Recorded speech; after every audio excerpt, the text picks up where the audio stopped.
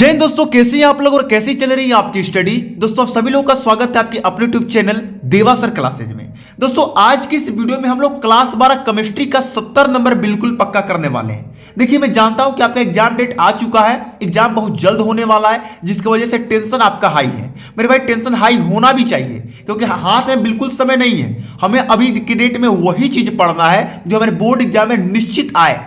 ठीक है, यदि आप घर बैठे बिल्कुल आराम तरीके से अपने एग्जाम की बेहतरीन तैयारी करना चाहते हैं और यदि अभी तक आपने कुछ भी नहीं पढ़ा है तो कोई बात नहीं, आज से आप एक निश्चय लीजिए कि आज से हमारे चैनल पर जो वीडियो आ रहा है, मैं जो वीडियो में जो क्वेश्चन बता रहा हूं उसे आपको चुपचाप रट लेना है, क्योंकि गारंटी कि वही आएगा। ठीक, चलिए ध्यान दीजिएगा। आज की इस वीडियो में हम केमिस्ट्री का 70 नंबर पक्का करने वाले हैं। कुछ मैं मोस्ट इंपोर्टेंट क्वेश्चन आपको बताने वाला हूं और ऐसे करके मैं बहुत सारे वीडियो लेके आऊंगा इंपोर्टेंट क्वेश्चन के, तो आपको सभी वीडियो को देखना है, एक भी वीडियो को मिस नहीं करना है। तो चलिए शुरू करते हैं। देखिए पहला क्वेश्चन है कि मोलता की इकाई है मोल प्रतिक्रिया, मोल प्रति लीटर या मोल या ग्राम प्रति लीटर। तो देखिए मोलता की जो इकाई होती है वो मोल प्रति लीटर होती है। इसका बी नंबर बिल्कुल सही हो जाएगा।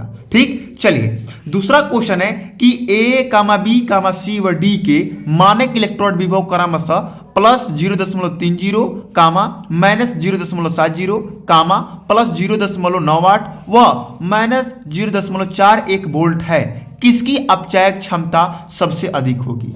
यानी कि कितने वोल्ट है भैया, ए है, बी है, सी है और डी है। ए कितना है भैया, तो प्लस 0.30 है।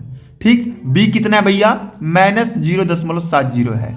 सी कितना है भैया, प्लस 0.98 है। डी कितना है भैया, माइनस 0.41 है। अब पूछ रहा है क्या कि अपचायक क्षमता किसकी होगी अधिक। तो जिसका वोल्ट ज्यादा कम होता है उसकी अपचायक क्षमता क्या होती है, सबसे अधिक होती है। तो बी नंबर की देखो ये सबसे कम है इसकी। देखो आप कहोगे सर ये तो 41 है, ये तो 70 है, तो कम तो ये हुआ ना। नहीं, अच्छा आप बताओ, आपके पास 5 रुपए का कर्जा है, मेरे पास 15 रुपए का कर्जा है, किसके पास ज्यादा कर्जा हुआ, मेरे पास हुआ ना। तो ये माइनस में है ना, इसलिए जितना ज्यादा संख्या बढ़ेगा वो उतना ही कम माना जाएगा। ठीक, तो बी नंबर की जो होगी वो अपचायक क्षमता सबसे अधिक होगी। चलिए तीसरा क्वेश्चन देखिए, मोस्ट इंपॉर्टेंट क्वेश्चन है। ये लॉन्ग क्वेश्चन है, ये शॉर्ट क्वेश्चन नहीं है, मतलब बहुकल्पीय क्वेश्चन नहीं है। 2a एरो बी में ए की सांद्रता दोगुनी करने पर वेग पर क्या प्रभाव पड़ेगा। तो ध्यान दीजिए, वेग का सूत्र होता है वेग बराबर के ए का स्क्वायर। ठीक, कितनी गुना बढ़ाने के लिए कह रहा है भाई, 2 गुना। तो हम ए में कितना गुना कर देंगे, 2 से। अब 2 का स्क्वायर क्या होता है, 4, तो 4 के ए स्क्वायर हो जाएगा। पहले इतना था, अब कितना हो गया, 4 गुना हो गया। तो लिखेंगे वेग 4 गुना हो जाएगा। यदि मानिए 5, अगर ये मानिए कि 3 गुना बढ़ाता तो यहां पर क्या हो जाता, वेग बराबर के ए स्क्वायर। ऐसे तो रहेगा ही, कितना गुना, 3 गुना बढ़ा दे तो यहां पर 3 से गुना हो जाएगा। अब 3 का स्क्वायर क्या होता है, 9, तो 9 के ए का स्क्वायर। कितना गुना भैया वेग बढ़ जाएगा, तो 9 गुना बढ़ जाएगा।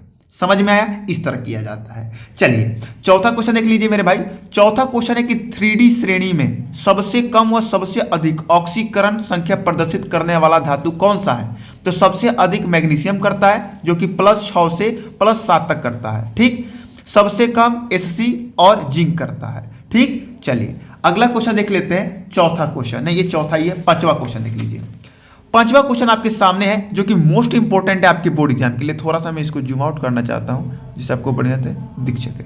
चलिए 5 नंबर क्वेश्चन है कि निम्न में से आईयूपीएसी नामकरण करें। निम्न के आईयूपीएसी नामकरण करें। 2 दिया गया है, इनका आईयूपीएसी नामकरण करना है। पहला है COEN(3)Cl3। इसका अगर नामकरण किया जाए तो tris ethylene diamine cobalt 3 chloride. ध्यान दीजिए एक बात और, अगर आपको आईयूपीएसी नामकरण करने नहीं आता है तो आप टेंशन बिल्कुल ना लीजिए। मैं बहुत जल्द आईयूपीएसी नामकरण पे एक वीडियो बनाने वाला हूं, जिसमें आप चुटकी बजाते आईयूपीएसी नामकरण कर लोगे। ठीक, चलिए इसका हो जाएगा पोटेशियम पेंटासाइनो नाइट्रेट एन फेरेट। ठीक है, चलिए 6 नंबर क्वेश्चन देख लीजिए। ये दोनों मोस्ट इंपॉर्टेंट भैया यूपीएससी नामकरण है, इनको याद ही कर लीजिएगा, नहीं तो यही कहूंगा, इनको याद कर लीजिएगा। 6 नंबर क्वेश्चन है कि CH3 bond CH2 bond Cl KOH जलीय की उपस्थिति में अभिक्रिया पूर्ण करें। यानी कि हमने ये यौगिक लिया, इसमें हमने KOH डाल दिया, अब इसके आगे क्या बनेगा वो बताना है। तो ध्यान दीजिए, ये जो K है ना, ये Cl के साथ अलग हट जाएगा। तो CH3CH2 क्या बचेगा, यहाँ पर OH, यहाँ पर OH जुड़ जाएगा। और K किसको लेकर अलग हट जाएगा, Cl को, तो क्या बन जाएगा KCl। तो ये आपकी अभिक्रिया क्या हो गई, पूर्ण हो गई। ठीक मेरे भाई, चलिए अगला क्वेश्चन देखिए 7 नंबर। 7 नंबर क्वेश्चन है कि एल्कोहल का क्वथनांक एल्केन ईथर एल्डिहाइड से अधिक होता है, क्यों? तो ध्यान दीजिए, एल्कोहल के अणु आपस में हाइड्रोजन बंध बनाते हैं।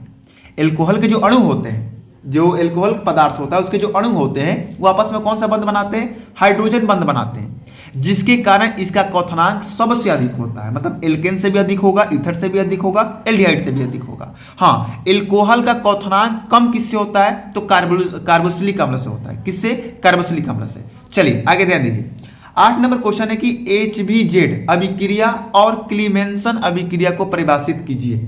तो ध्यान दीजिए कैसे करना है। HBZ अभिक्रिया ध्यान दीजिए, पहले कार्बोक्सिलिक अम्ल की क्रिया लाल फास्फोरस, लाल पीएच से की उपस्थिति में Cl2 या Br2 से कराने पर अल्फा हेलो कार्बोक्सिलिक अम्ल प्राप्त होता है। इसी अभिक्रिया को HBZ अभिक्रिया बोलते हैं। यानी कि वह अभिक्रिया जिसमें कार्बोक्सिलिक अम्ल की अभिक्रिया किससे कराए, Cl2 Br2 किसकी उपस्थिति में, लाल फास्फोरस की उपस्थिति में, तो क्या बनेगा, अल्फा हेलो कार्बोक्सिलिक अम्ल, और इसी अभिक्रिया को HBZ अभिक्रिया बोलते हैं। समझ में आया? चलिए, एक हमने कार्बोक्सिलिक अम्ल लिया, इसमें हमने Cl2 से अभिक्रिया कराई, किसकी उपस्थिति में, लाल फास्फोरस की उपस्थिति में, तो क्या बन जाएगा भैया, अल्फा हेलो कार्बोक्सिलिक अम्ल बनेगा और HCl बनेगा। ठीक, समझ में आ गया? चलिए अब दूसरा है क्लीमेंसन अभिक्रिया, वो भी देख लीजिए।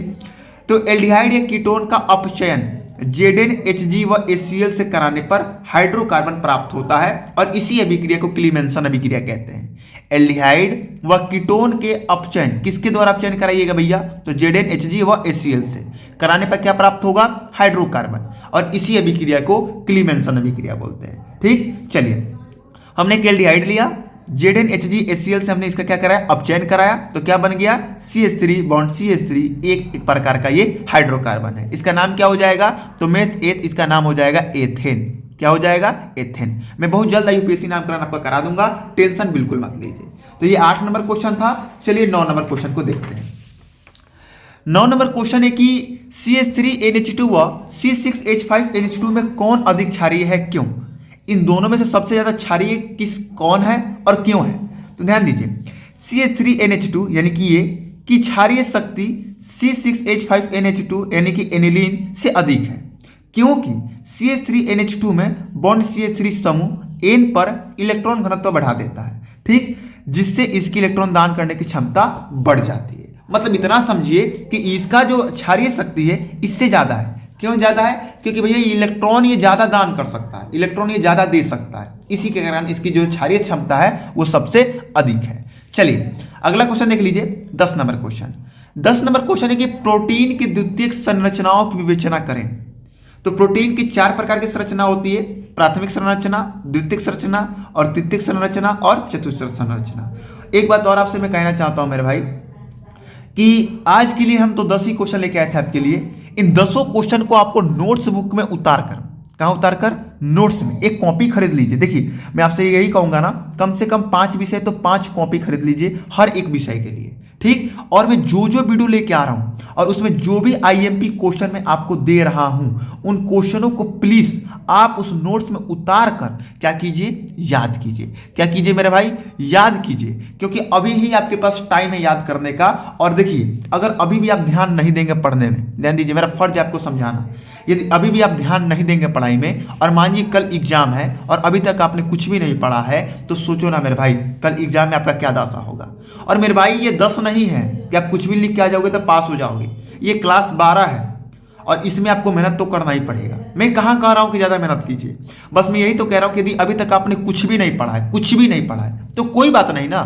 मैं ऐसे आज जैसे 10 क्वेश्चन दिया, ऐसे कर करके मैं बहुत सारा क्वेश्चन दूंगा आपको। सभी क्वेश्चन को याद करते चलना है। याद कैसे करना है, एक बार इनको पढ़ लो, 2 बार पढ़ लो, 3 बार पढ़ लो और 2 बार लिख लो, याद हो जाएगा। सुबह में एक बार याद कर लो, एक बार शाम को याद कर लो मेरे भाई। ठीक है, टेंशन नहीं लेना है। यदि देखिए टेंशन लेंगे और कुछ करेंगे नहीं तो भैया कुछ नहीं होगा, और टेंशन ना लेंगे लेकिन करेंगे तो बहुत कुछ हो जाएगा। ठीक है, और अपने दोस्तों के पास वीडियो शेयर कर दीजिए, उनको भी पता चले कि देवा सर क्लासेज पर बेहतरीन तैयारी कराना स्टार्ट कर दिया गया है। चैनल को सब्सक्राइब करना ना भूले, क्योंकि चैनल को सब्सक्राइब करे रहेंगे तो आप हमारे हर एक वीडियो को देख पाएंगे। ठीक, चलिए मिलते हैं कल एक न्यू वीडियो के साथ, और कमेंट करके बताइए कि आज की वीडियो कैसा लगा और किस वीडियो में हम वीडियो बनाएं वो आपको बता रहा है। ठीक, चलिए, जय हिंद, जय भारत।